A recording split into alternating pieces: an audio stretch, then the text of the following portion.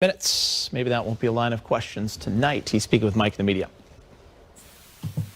Hey, LeBron. Frank was talking about the continuity of Utah and benefiting them. And I just wondered if you've seen them evolve on offense to the point where they're taking, I think, 7 more threes this year from last year. And if, with the same roster and all that, how does that impact the way that you guys need to defend them?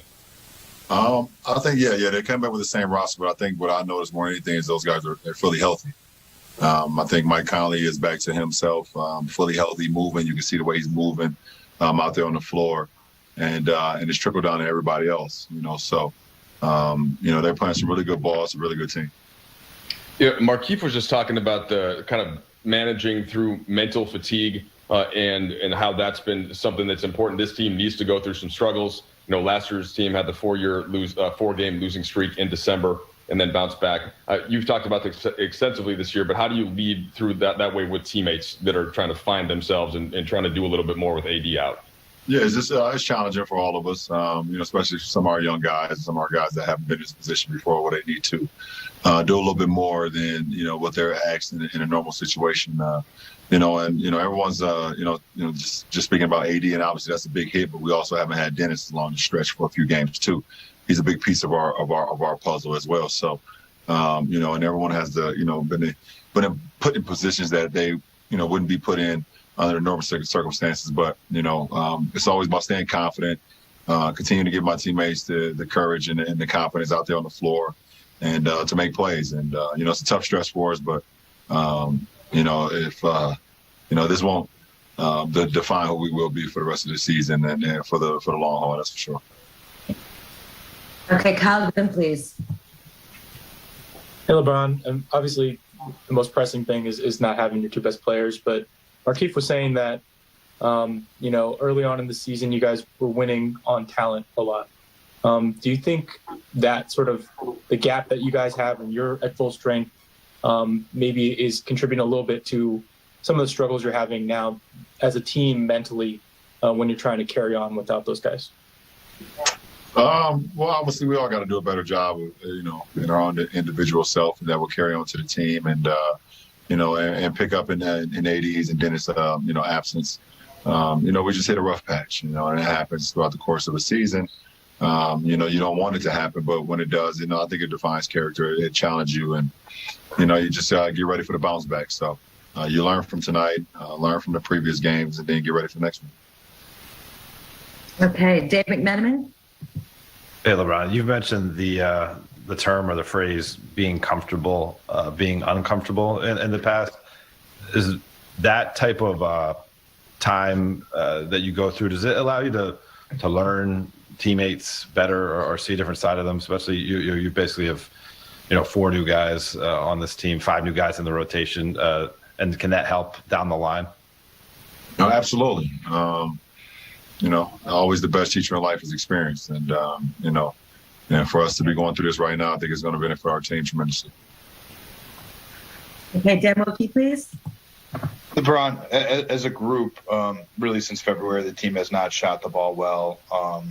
How demoralizing is that? Or have you sensed that that's like an on-court demoralizer, these games where you guys are 20%, 24%, stuff like that? And what's it going to take to shake out of it? Yeah, obviously, we know we have to make shots from the perimeter. It is that simple, and we know that. And, but we can't put more added pressure on ourselves. Like me personally, I know I haven't shot the ball, as I did as the first 20 games of the season, but I haven't put more added pressure on myself because I know I put the work in. So, I hope my teammates do the same. Don't put too much added pressure on them, on themselves. When you put the work in, I think you live with the results. But, we have to make some shots from the exterior. We're really good in the paint. We do a good job with that, but we're not making threes. We're not getting to the free throw line, and it's been very difficult on our team, to score. Okay, well, just one last question, Sarah. Hey, LeBron, you mentioned that, experience is the best teacher. How much of this is just trying to repeat in the NBA? And is there anything you can take from those previous experiences trying to do that? No, I think every experience is its own challenge. I mean, you can always, you can grab certain things from certain moments and things that, through that nature, things that you've had, in your career, and, different obstacles that you have. But, every year is its own challenge. And, there will be crowned a champion this year. And who we want to be a part of that. We hope that we're crowned the champion, but we like to put in the work. And I'm always about, the process and the good and the bad, the ugly, and everything that comes with it. So, you can gain some experience from the previous year, but this year is its own challenge, and we take a full strength and then try to get healthy and get ready to play the game of basketball how we've grown accustomed to playing here with the Lakers. All right, thanks so much, LeBron. Safe travels home. Everything. Look at the fast break points. Jazz roll. Here's Donovan Mitchell playing the Lakers without AD and Schroeder. There's been a few instances where guys have been out and the guys, levels just rise, who don't necessarily get certain shots because they rightfully so go to Anthony Davis or Dennis Schroeder or whatever. So, we came into this game like, look, we understand that, they still have LeBron over there, but there's going to be guys, whether it's Taylor Horton Tucker, Kuz, Caruso, like guys are going to be more aggressive. So we just want to continue to keep the same mindset and focus as if they were out there. Because at the end of the day, everybody's coming for us, and I think the best thing about this game was we continue to keep our foot on the gas, every step of the way. There wasn't a moment in the game where it was like, okay, like we kind of played like we were up. And I think that was something that was impressive. Obviously the ball movement, the defense was great, but our relentlessness, I think was something that, we can applaud ourselves for, but continue to build off of and look to games like this, where there may be games where guys' stars may be out or whatever, and look to see how we continue to play, for the full 48. Had an interesting exchange with Shaq on TNT when Shaq kind of challenged him and said, I don't think you're that guy that can lead a team to a championship. And he said, that's fine. I've been hearing that my whole career. But he's out to prove that Shaq and a lot of people are wrong. Well, sometimes you can spark a fire under someone and someone can go home and analyze themselves and look at it. Because I know what Shaq was trying to say, because Donovan Mitchell is that type of guy who's a dynamic scorer. He reminds me of a guy like a Dominique Wilkins.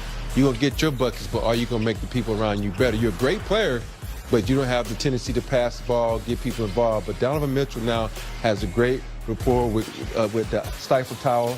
They get each other, put buckets, they play well on each other. And that's what Shaq was trying to say. And I think, he might not want to admit it, but I think he looked at himself and said, we winning, but I'm playing the right way. I'm not being a selfish ball player. I'm getting people involved, and it's not about me, it's about we. Great sign for the Jazz as he can score 13 tonight, James, and they win by 24. Well, you bring in Conley, who's a legitimate guard, a guy who knows how to run a team, a veteran. Can't believe he's never made the All-Star team either. It's kind of weird. But then Snyder, I keep going back to Snyder, understanding how to play with young players. Donovan has had to trust something new. He knew he could always score and be popular and get big numbers. But it's hard for great players like that to trust when something new. I remember Dominique Wilkins was a big-time scorer, and he had to trust when Doc Rivers was there and other players when they started to play really good team ball. So my hat's off to him for, understanding and maturing to the point where he can be a team player and still get his numbers. And guys, I'm sure most people have seen this. Kyrie Irving posting this pic of Kobe as the NBA logo on his Instagram. Of course, this is 224 a year ago. The memorial at Staples for Gigi and Kobe. And he said, gotta happen. I don't care what anyone says. Black Kings built the league. In regards to switching the NBA logo. And Vanessa Bryant also reposted this saying she loves the idea. We all thought that was a pretty cool idea as well in the pregame show, didn't we, Rob? Yes. Especially me. But like I said, I want 8 Kobe with the afro. Yeah, you want the 8 Kobe with the that afro. Way. Because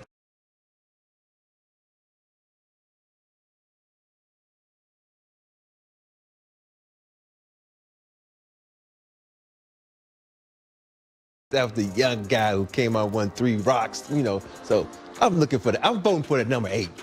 8 Kobe afro would be pretty sweet. Yeah. I don't think this is the first time we've heard this. No. We heard this a few years back. I mean, talking about, Kobe being the new logo. I know A lot of people talked about Michael Jordan. So, yeah, I mean, I think it would be amazing for the service that Kobe gave, not only to the Lakers, but I mean, to the world for what he did.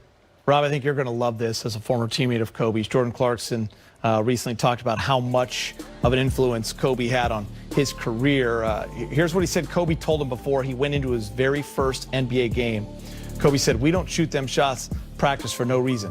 Go out there and shoot them." I got up 8 shots in a matter of 3 minutes. That's kind of been my MO for real since I've been in the league. So there's the advice from the vet to the rook before his first game. Yeah, but I think now he understands it's not about the shots, it's about the quality of the shots. And he's doing that with the Utah Jazz, and he's making them better and making himself better. And now he's talking about 6th man of the year. So it ain't about quantity, it's about quality. And I think now he understands that, and he's putting up big numbers for the Utah Jazz. Big game. You worked with him back in the day on Byron's staff. I mean, Byron Scott loved him. We all loved him. He's a guy that we knew could heat up and get buckets. But listen, we know him. He's a confident young man. And right now, he's just feeling at home. They let him be him, and they know he can heat up, and he's having fun out there. And he's learning how to tone his game down a little bit. You know, he's not rushing it. He's not forcing it. The game is coming to him, and he's still getting the same shots that he always used to get. But he's not, trying to create too much. He's getting them within the offense. He's trusting the system, and the game's becoming a little easier for him. Markieff Morris got the start and scored 12 points. He's speaking with Mike. Hey, Keith, just starting with this game, what did you notice in that first half about the way that Utah was getting their looks compared to what you guys were planning on trying to take away, and knowing how many threes they're taking and things along those lines? We knew they would shoot a lot of threes. They just got a good feel right now, man. They flowing. They know their offense there. They had a couple guys for a couple years. They just got a good thing going right now. And try to take away one thing. And just they was hot early on. Yeah, I know that this season has impacted everybody a little differently. How has it been for you, just mentally, legs-wise, going from the shortened off season and to the point where it looks like the team has had some fatigue with these injuries the last couple of weeks? It's tough, man. It's just different, man. Mentally, you never really get a chance to roll over, man. We're playing every other day. Some of the days that we're not playing, we're flying. But that's still no excuse because everybody in the league is dealing with the same thing. We had a slow start to the year because we didn't get we had a short off season, but it's mental with us right now, and it shouldn't be easy. We shouldn't run through the season easy because we need stuff like this just to level us out, to know what our weaknesses and work on our weaknesses and